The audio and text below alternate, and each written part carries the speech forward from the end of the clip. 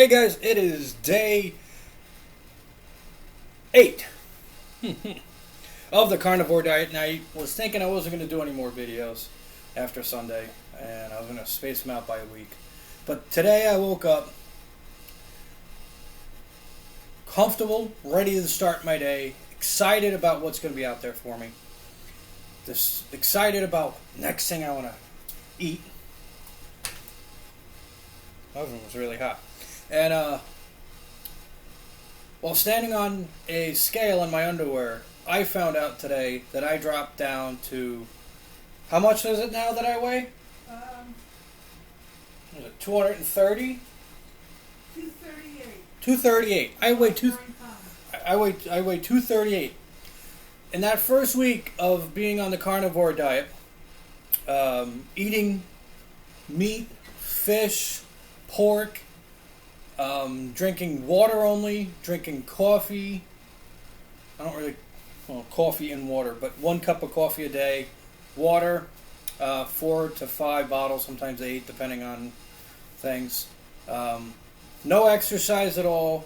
Exercise I guess, walking around at work, sometimes lifting heavy stuff here and there. At home, sometimes it's, I'm pushing my little lawnmower, or I mowed once this week and it was Sunday. Every day I come home, I make dinner, I relax behind my computer, I watch TV, go to sleep, wake up, go to work in the morning. So how would I say after my first week of the carnivore diet? Well, after losing 9 pounds, I still have a little belly, but I don't have as much as a belly, so I'm hoping to get rid of, my pregnant look over here. Tonight we did... actually, I smoked it last night, and I reheated it today by putting it in the oven. This is a brisket we did on the smoker. Look how beautiful that is, that color, the redness, the blood, the fat. Oh, it's cooked to perfection. Cooked it on my smoker to the right temperature where it was medium rare, or rare inside. That's what you got to eat on a carnivore diet. Can't be overcooked. I could. It just tastes like crap. And a big chewy piece of meat. Anyway, so what have I learned so far on the carnivore diet? Well, I gave up ice cream and chips and beer. Ice cream I had kind of once in a blue moon, and I didn't really miss anything at all really about it. Ice cream and chips was more or less of like a treat for us. Without it, like I said, it's not like it's the end of the world for me. Trying to move you around. I got too much shit in my way. There we go. It's not like the end of the world. I am loving it. I can have the meat I want. I can have the food I want. I love bacon. I love meat. I love chicken. Unfortunately, I had to give up my fried chicken for this. But honestly, I'm not concerned about giving up my fried chicken. It's not the end of the world. I can always find other ways of enjoying chicken, such as on my smoker, my Blackstone, or in the oven. And the first time I did actually cooking this meat is amazing, because what I did this time around when I cooked this, I cooked it as is. I didn't add any seasonings. Didn't add any spices to it, didn't add salt, didn't add pepper, didn't do any of that stuff to it. Just cooked it as is, threw it on the smoker, cooked it to the temperature that it needed to be at, took it off the smoker, let it sit inside my house and rest, put it inside my fridge so it can stay, nice and fresh.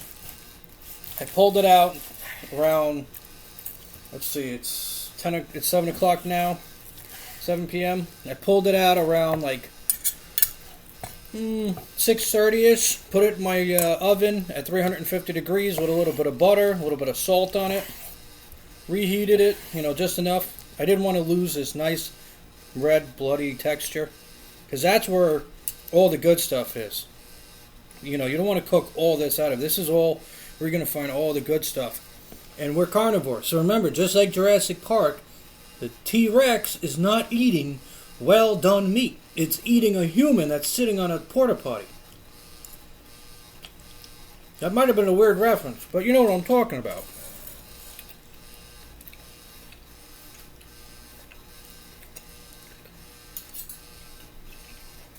Some of the stuff I found out and saw recently while being on the carnivore diet. I'm going to explain that quick and then this video is over. Being a full week without drinking any form of alcohol today, being around multiple different types of people, either at work or, out and about. Monday morning, everybody has that look on their face, like, zombies. They're drained out, they're tired, they're exhausted. All morning, everybody's talking about, I have a headache, I don't feel good, I feel sick. I'm at work at 8 o'clock in the morning. I'm happy and ready to go like a pig in shit. I'm energetic. I'm ready to start my day. I'm ready for all the shit to start happening and all the chaos and get ready to indulge in the chaos. And meanwhile, these people look like they fell off the wagon. Which I always think that's a funny term when they say, oh, well, you fell off the wagon. It means you stopped drinking. No, you fell off the wagon because you drank too much and you fell off the back of the wagon. That's the way I look at it. And everybody I talk to, I drank too much, I drank too much, I drank too much. And they're like, what did you do this week? And I explained everything I did. I mowed the lawn, I installed a new sprinkler system. I found some body products and stuff that had dangerous chemicals in them. I threw those out. I played some video games. I watched some TV. What else did I do?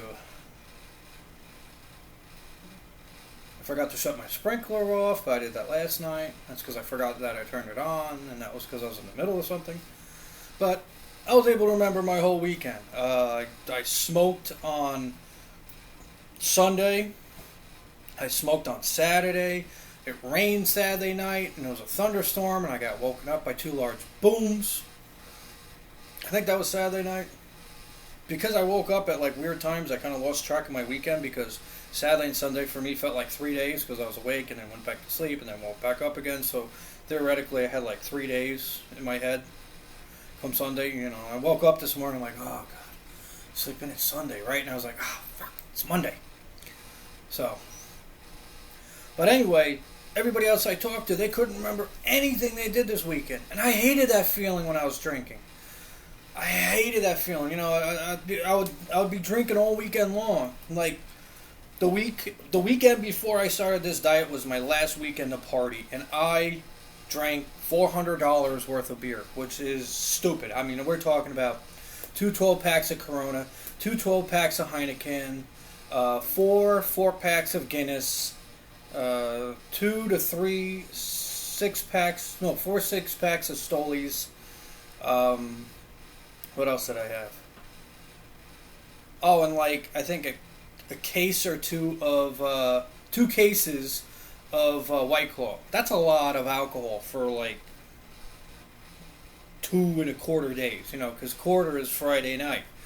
So that was a lot of alcohol on the weekend. And Monday morning, I didn't feel like shit when I started started this diet. I just kind of felt a little drained. But this Monday, I felt so energetic, so excited, so ready to start my life, staying sober. I've even talked about, will I drink on New Year's or Christmas or 4th of July or any other holidays? I don't have the urge to drink. For years it was hard for me to drink a bottle of water when I came home. Now it's I love it. It's I found this new freedom away from alcohol. And not saying that, to get on this diet you have to give up drinking, but you actually do, because drinking is where you get 99% of your fat from. Now I was skinny at one point in time, and you see all this. This is all, look at this. It's from the Santa Claus. Does this look like a little weight to you? This is from drinking. Okay? I am 33 years old, and I could belly dance, and I don't want to. That's bad. I know it's bad. I know it's bad because I used to fit into, I wasn't ever a really skinny kid, or guy, or whatever you want to call me, I was always a size 34 or 38. Now it's I'm a 42 and a 44. I had to buy a whole new pants and belt. I had shirts that didn't fit me. This is a new shirt. This is my new shirt. I used to fit into large. This is double and triple large. Like, I never had to actually look online and go, geez, do they sell that in 3X? You know, and after a while, it just starts, like, getting to you to eat me alive inside. So, I knew I had to do something down the line, and just with everything going on, I was like, you know, I tried taking diet pills. My heart was racing, and I just took the rest of the pill bottle and chucked it in my cooler. I got home and I threw it out. And then I started looking into, like, different diet plans, and I'm not into the vegan shit because I like protein and meat and chicken, and how could I eat some of that shit? And then stumbling around on the internet, you know, I came across Joe Rogan talking about him on the carnivore diet. I'm like, that's interesting sound. I watched a couple of videos, watched a bunch of videos, read a bunch of shit, and I go, wow, this is interesting. You could lose weight on this, but you got to cut out 1, 2, 3, 4, 5, 6, 7, 8, 9, 10, 11, 12 things. And I was like, all right, fine, let's fucking do it. Now that I've done it, I would say everybody else that's out there that watches this, just give it a shot. Give it like a week or two. No alcohol, nothing. Get rid of Starbucks, throw it out the window. Have black coffee, bottles of water, no energy drinks, no Gatorade, none of that fucking crap. Go through your closet, realize how many bad shit that's on it. I mean, look at this, right? I'm a fan of Jackass, and I bought a hot sauce bottle called Steve-O. Hot sauce for your butthole, right? That's a really cool fucking bottle. I saved it. The sauce that's in here, I love the sauce, and I had to dump it out. But if you look down at the ingredients, okay, you got water, habanero, and Niagara Jucajoba chili peppers. Okay. Carrot. Okay. Sugar cane vinegar. That's not good for you. Salt and onion. Okay. Garlic, lime.